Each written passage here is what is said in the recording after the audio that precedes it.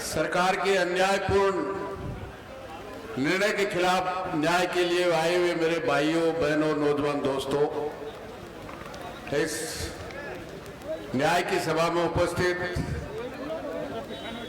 सुरेश जी मोदी, वीरेंद्र जी, हमारे केल मीणा जी, राजेंद्र जी गुड्डा, पूर्ण जी, दाताराम जी, बालेंदु जी, समस्त सम्मानित मंच और साथी,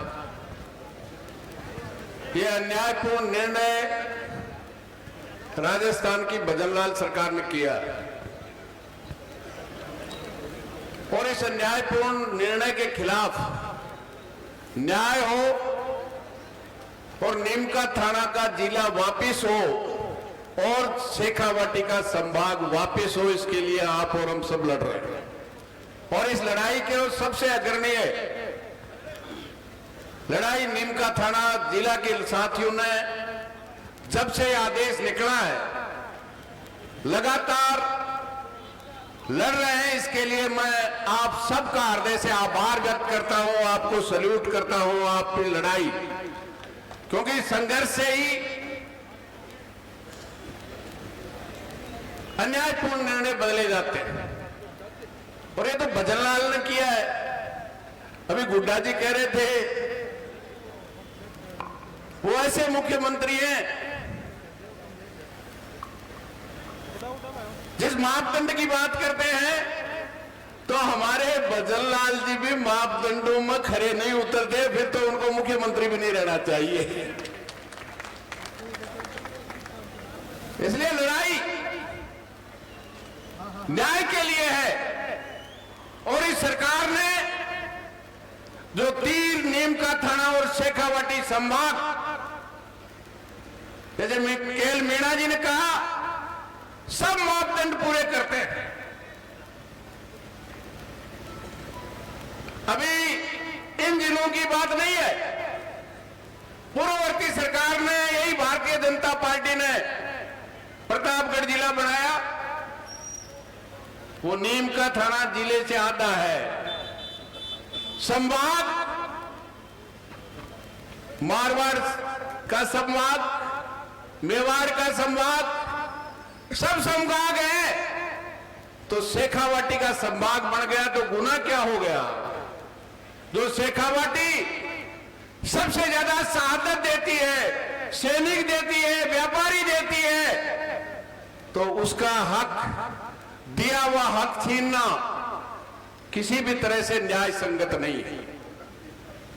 और अब तो नीमका थाना वो जिला है जिसको वापस लेने के लिए आप और हम लड़ेंगे और जीतेंगे। ये तो छोड़ दे इसकी बात, भजनलाल कान खोल के सुन ले। अरे इस देश के किसानों पे इनके आका नरेंद्र मोदी ने 3 काले कानून इस देश के अन्नदाता के खिलाफ कोरोना के वक्त लेके आए थे, जिससे देश का बहुमत अन्नदाता और मतदाता, उसकी धरती पे खून पसीने से पैदा होने वाली हर चीज, बड़ी बड़ी अंबानी, अडानी, टाटा, बिरला को लूटने के लिए कानून लेके आए थे। 12 महीने से ज्यादा इस देश का तमाम अन्नदाता, चाहे 500 से ज्यादा जिनके झंडे अलग थे, डंडे अलग थे, नेता अलग थे, लेकिन सबकी समस्याएं एक थी, ये काले कानून रहे तो देश का अन्नदाता नहीं रहेगा, इन कंपनियों का मजदूर हो जाएगा। आप आश्चर्य करोगे, 700 से ज्यादा किसान शहादत दी। गृह राज्य मंत्री टेने के आह्वान पे उनके गुंडों ने, उनके बेटे ने 4 किसान और 1 पत्रकार को गाड़ी से कुचल दिया। लेकिन देश के किसानों ने हौसला रखा, जज्बा रखा।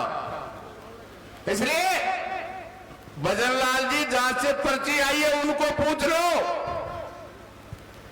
12 महीने के बाद वही देश का प्रधानमंत्री इस देश के अन्नदाताओं से माफी मांगकर काले कानून वापस लेना पड़ा, तो इस देश के अन्नदाता की एकता और संघर्ष का नतीजा था। बड़े बड़ी सरकारों को झुकाई है जनता ने, और उस भारतीय जनता पार्टी के प्रधानमंत्री को वापस लेने पड़े जिनको 543 में से 303 सांसद उनके थे, अकेली भारतीय जनता पार्टी के। और उन किसानों से पंगा लिया, देश के अन्नदाता से 400 का नारा दिया था और 240 पे अटक गए, वो भी बेईमानी से। 272 नहीं आए। ये जिनको राज का गुमान है, ये आंदोलन से वोट की मार समझते हैं। बाकी आप कितनी गालियां दो, कितना इनका काला मुंह कर दो, अगर इनको वोट दे दिया तो फिर समझ में नहीं आती। इसलिए निश्चित रूप से संघर्ष ही एक मात्र रास्ता है, और संघर्ष निश्चित रूप से जवानों का जोश भी चाहिए और अनुशासन भी चाहिए।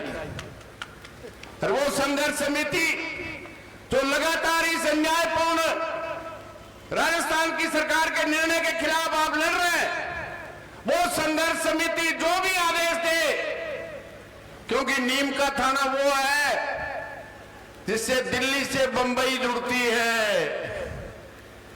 मोदी साहब के बड़े बड़े यार हैं, उनका माल इसी रेल से जाता है।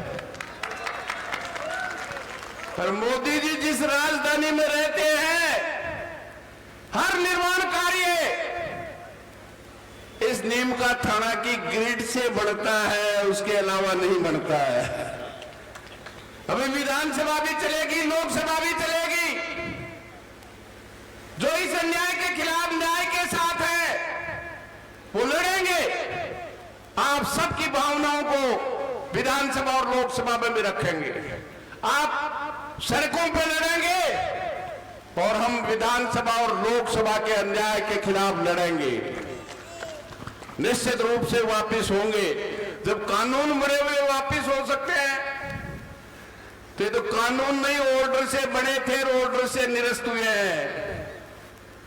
बुड्ढा जी का ना बंबू ठोकता ही ऑटो आदेश निकल जाएगा, लेकिन बंबू अनुशासन के साथ, अपनी मर्जी से नहीं। मैंने तो बहुत आंदोलन किए, वसुंधरा जी के खिलाफ, गहलोत जी के खिलाफ भी राजस्थान की विधानसभा को 4 घंटे तक दरवाजे बंद किए थे। चाहे कर्जा माफी का सवाल, 163 की वसुंधरा, एक भी विधायक अमराराम भी नहीं था। 10 दिन की तपस्या के बाद जब सरकार वार्ता करने के लिए तैयार नहीं थी, तो हमने आह्वान किया अब रास्ते जाम होंगे 10 दिन बाद। अब कुछ साथी कह रहे थे आज ही जाम कर दो, तैयारी से होता है। 3 दिन चक्का जाम के बाद 4 मंत्रियों ने लिख के दिया, फिर बदल गए। हमने कहा 22 फरवरी को हम राजस्थान की विधानसभा घेरने के लिए राजस्थान का किसान आएगा। जब हम जयपुर में घुसे जालसू में, तो मेरे को नहीं, तमाम जयपुर की तरफ जाने वालों को गिरफ्तार करके जेलों में डाल दिया गया। लेकिन 2 दिन बाद में उसी सरकार ने झक मार के बिगर किसी जमानत के सब 700 लोगों को छोड़ना भी पड़ा और कर्जा भी माफ करना पड़ा, संघर्ष के कारण, किसी सरकार की घोषणा के कारण नहीं। इसलिए निश्चित रूप से संघर्ष में जो आपने रास्ता डाला है, निश्चित रूप से धैर्य के साथ नीम का थाना जिला भी रहेगा और शेखावाटी संभाग भी रहेगा। किसी की ताकत नहीं है, हमारा हक है, किसी की मेहरबानी नहीं। 70 साल से नीम का थाना के लोग लड़ रहे थे, उनका हक मिला। किसी सरकार की औकात नहीं है उसको वापस नहीं देगी। अरे सरकारें जनता बनाती है, किसी को हम गुमान हो, ये जनता सत्ता में बैठाती भी है, और जिसको गुमान हो जाए उसको सड़क पे लाने का काम भी ये जनता करती है। अब रानी के पेट से राजा नहीं जन्मता, आपकी अंगुली से राजा पैदा होता है। चाहे वो प्रधानमंत्री है, चाहे वो मुख्यमंत्री है, भूल जाए भजनलाल कि हमेशा के लिए है, और वो कौम जो न्याय के लिए लड़ती है वो 4 साल और 5 साल के लिए इंतजार नहीं करती। और लड़ने वाले अंग्रेज कोई वोट से गए थे क्या? वोट हो गया कि वोट पड़ गया कि 15 अगस्त 47 में। इस गुस्से को, जो गुस्सा आज नीम का थाना में है, ये पूरे संभाग में है, निश्चित रूप से वहां भी बैठकर तय किया था, निश्चित रूप से लड़ेंगे। इस अन्यायपूर्ण निर्णय के खिलाफ पूरे राजस्थान में संघर्ष कर रहे हैं। मेरा तो इतना ही निवेदन है, उस एक निर्णय से जितने लोग जहां भी राजस्थान में लड़ रहे हैं, सीकर में सुरेश जी सब हम वहां थे, उनसे संपर्क करने का किया था, इसमें डोटास राजी भी थे।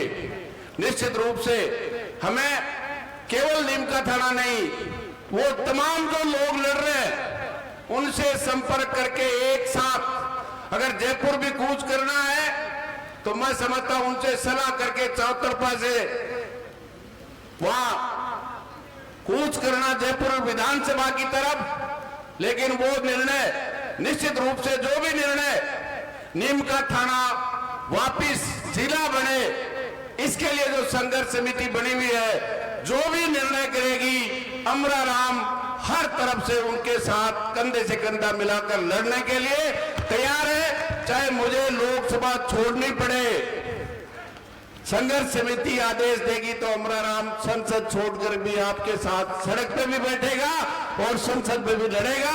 यही बात कहते हुए मैं समझता हूं धैर्य के साथ अभी सुरेश जी बोलेंगे। आपकी संघर्ष समिति से जो भी इच्छा है, आप सबकी भावना है, क्योंकि आए हैं कि आज ही बहुत जो नौजवान होता है उसमें खून होता है, उनका इरादा है कि आज ही फैसला हो जाए। फैसला होगा, क्योंकि ये सरकार 100 जूते भी खाएगी और 100 प्याज भी खाएगी। बहुत मीठे प्याज थे, मंडी में ले गए, उसने एक खाया, बोले जी प्याज बहुत मीठे हैं। बोले भैया 100 खाएगा तो फ्री में है, और 100 नहीं खाएगा तो 100 तेरे जूते पड़ेंगे। तो बोले 100 प्याज खा जाऊंगा, क्योंकि रसीदपुरा का सफेद प्याज है। वो 5-7 खाया और बोले अब कौन नहीं खाया जाए, अब जूता खा ले। 5-7 जूता खाया, फिर 5-7 प्याज खाया, ऐसे करते करते 100 प्याज भी खा गया और 100 जूते भी खा गया। तो ये भजनलाल 100 जूते भी खाएगा, 100 प्याज भी खाएगा, संभाग और जिला वापिस भी देगा। इसी आशा के साथ आपको बहुत बहुत धन्यवाद। जय हिंद, जय भारत। धन्यवाद साहब।